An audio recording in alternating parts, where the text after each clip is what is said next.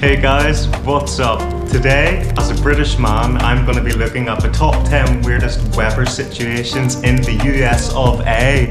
So without any further ado, let's get right into it. Coldest day. Throughout 2019, the Midwest United States experienced some extremely chilly temperatures, with places like Detroit experiencing minus 14-degree weather, Milwaukee dropping to 21 below zero, and Chicago somehow surviving negative 23 degrees Fahrenheit. In comparison to the history of the US, though, these temperatures are far from the worst experienced by Americans. The coldest day ever recorded on US soil was January 23, 1971, when the people of Prospect Creek, Alaska, endured a terrifying temperature of minus 80 degrees. When it comes to the lower 48 states, the coldest day came on January 20th, 19... That's like 40 degrees Celsius. It's like half of what the British sort of version of that is. You guys are Fahrenheit and we're degrees Celsius, but 80 is 40, I think, and that is flipping unbelievable. You'd get frostbite. In fact, guys, I've seen people pouring kettles of water in some TikTok videos where it freezes. And I'm not sure if that's true, but I would try it in that weather and I bet you it would be close to working. 4. When Rogers Pass, Montana dropped to 70 degrees below zero. Number 9. Locust plague. Being a Midwest farmer in the late 19th century had its fair share of obstacles. No modern machinery to work with, fickle soil and weather conditions, and most likely way more physical labor than most people could handle on a daily basis. So imagine how much worse it got for American farmers in 1874 when a swarm of locusts blanketed the sky before diving down on their crops. These insects rained down on the Midwest in droves, with historians estimating their number to be anywhere between 124 billion to 12.5 trillion, as they cut a path nearly 1,800 miles. Did he say trillion? Did he say trillion? Right, I've just watched a movie on Netflix called Swarm, and it was about these ones which ate blood, and they ended up just growing and growing, and then, they end up taking everything over until they get killed. But this sounds like the exact same version, the real life version of this, and I wonder if this is based on the movie, or I wonder if the movie is based on this. Long and 110 miles wide, these pesky bugs devoured everything from sugar-concentrated crops to wooden tools, leather accessories, and even clothes right off the backs of bystanders. Their impromptu invasion ended up causing many families to suffer and even perish as starvation became a hazard to those in the area that would become the Dust Bowl. While farm animals like chickens did their part in eliminating the pest by simply eating them, the danger of locust invasion didn't pass until the Rocky Mountain grasshopper went extinct at the turn of the century. Number 8. Black Sunday. Speaking of the Dust Bowl, the dust-swept and drought-ridden region of the Midwest began its desolate transformation one fateful day, now referred to as Black Sunday. On April 14, 1935, a storm fell on the prairies of the Midwest, beginning in Oklahoma and Texas. Starting at 4 p.m., winds clocking in at 60 miles per hour swept along the plains, forming a black cloudy wall as they hurtled on. This effect came from loose dirt in the arid region, twisting and obstructing the vision of those who witnessed the storm. Reports at the time believed the anomaly to signal the end of days, as the blinding dust storm kept those outside from being able to see their hand in front of their face. The weather event blinded one man and had fatal consequences for small animals like birds and rodents as it rose thousands of feet into the air and stretched for hundreds of miles. This frightening phenomenon went on to inspire Congress to pass the Soil Conservation Act by the end of the year, in hopes of avoiding such an occurrence from happening again. Number 7. Satan's Storm. On June 15, 1960, the residents of Copperell, Texas began their morning as normal with a typical early temperature of just around 70 degrees Fahrenheit. But in mere minutes, the warm desert air rose to an unbearable 100 degrees Fahrenheit out of nowhere. The sudden skyrocket in heat caused thermometers to burst, according to anecdotal accounts. People experienced power failures and false alarms as they awoke thinking something must be on fire. The National Weather Service unofficially reports that the temperature continued rising until it topped out at 140 degrees Fahrenheit and remained there. 140 degrees Fahrenheit, so maybe I've got that wrong earlier, but that would be like 70 degrees. That's not right, is it? Right, what does it say? for 3 hours straight. Eventually, the heat subsided, leaving farmers to investigate the level of damage wrought by the sudden heat wave. In its wake, people found that some cattle perished under the infernal sun, while corn and cotton cooked off the crop, ruining entire fields of vegetation. This event earned the name of Satan's storm during its time. But today, we know the extreme switch in temperature to be a heat burst. These are caused from a thunderstorm rising and being pushed back down to the surface, leading the air below to become compressed and extremely hot. Number 6, tornado That's what I would be doing just before number 6 here. Spraying myself with water constantly. In fact, people would have been doing that, guys, if they were in that time and you had no aircon or something. You would just be sitting there spraying or sitting in water, swimming. Yeah, cattle dying too. That's crazy just by sitting near the sun.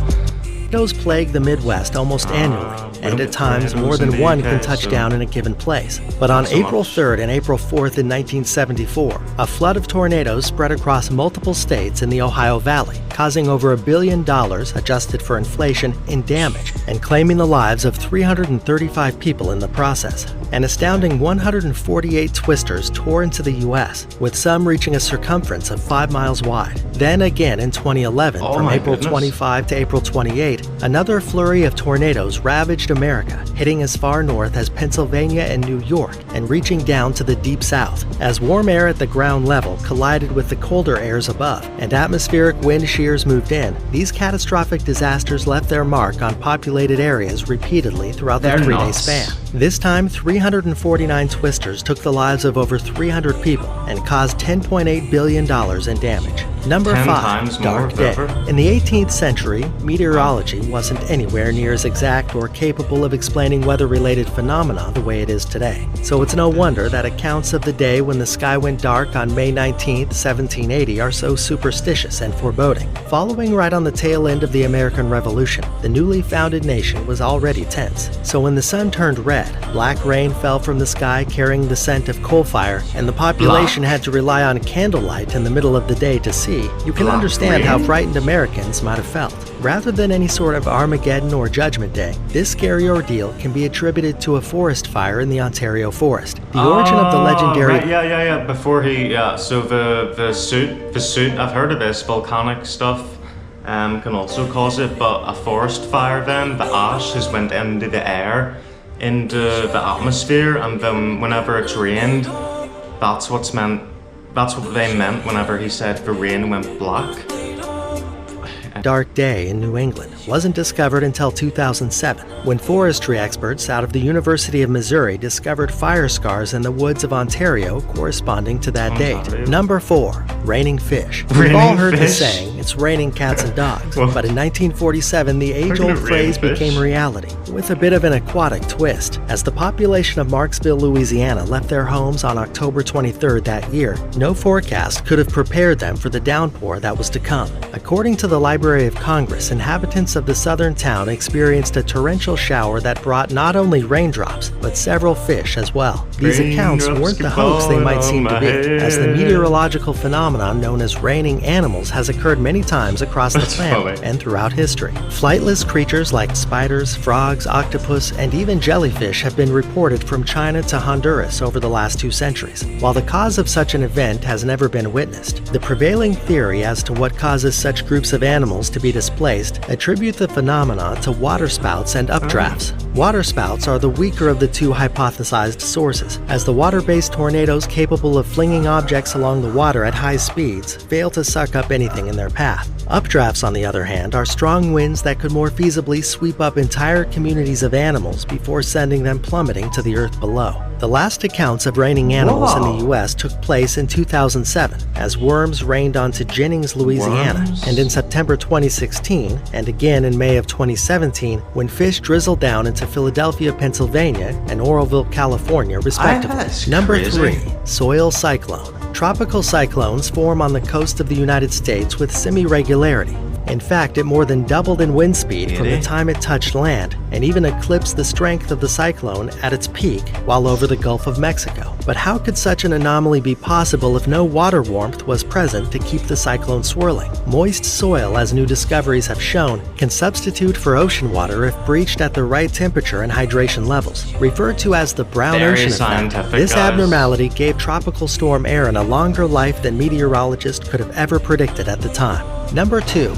Fire tornado. During the Carr Fire event of 2018, one of the most terrifying weather anomalies of U.S. history occurred when the largest fire tornado ever recorded took shape. Wildfires are all too common in the Golden State, but this specific fire was so massive, the resulting gases formed a pyrocumulus cloud above the raging inferno. Hold on. Before we get right into that, can you imagine that, right? A flippin' fire tornado and seeing what that would look like? At nighttime, that would be the best time to look at something like that. But also what I was thinking, guys, is that if it was so flippin', if there was so much fire going on, you would think a tornado might actually be a good thing because, you know, blowing the fire out maybe, but it probably just spread it now that I'm talking more about it. What does he say about it here? Firecrafted thunderstorm helped turn a commonly known fire whirl, which were thought to hit a maximum speed of 90 miles per hour, into a monstrous cyclone of cinder and ash. As the flames blazed on, winds within the tornado reached a speed of 143 miles per hour, rewriting the capabilities and hazards of such natural disasters. This incident was one of only 2 F3 tornadoes ever recorded in California, the other 2 spawning from a fiery event in 1926. Due to the size and severity of this one, and the fact that it claimed 1 casualty, this fire tornado is one of the most monumental weather events of all time. Number 1.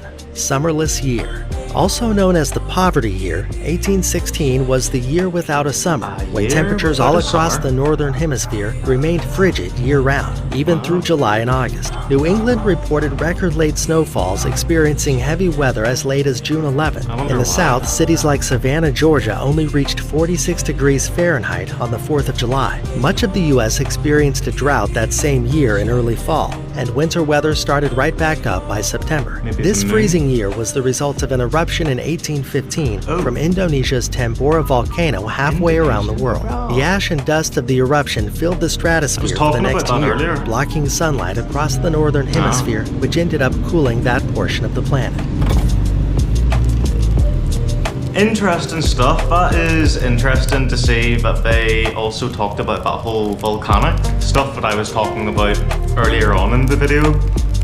But yeah, that can have a really adverse effect on sunlight reaching crops and, you know, then the crops growing and no one can eat. So I mean, months and months after an eruption or something like that, that can happen. That was interesting. I'm glad I didn't live in America at those points, despite all the good things I hear about it. None of that sounded good. And I'm sorry you guys have had to go through all that. Anyway, not you guys personally, but maybe your ancestors and relatives or something like that. So peace to everyone and have a nice day.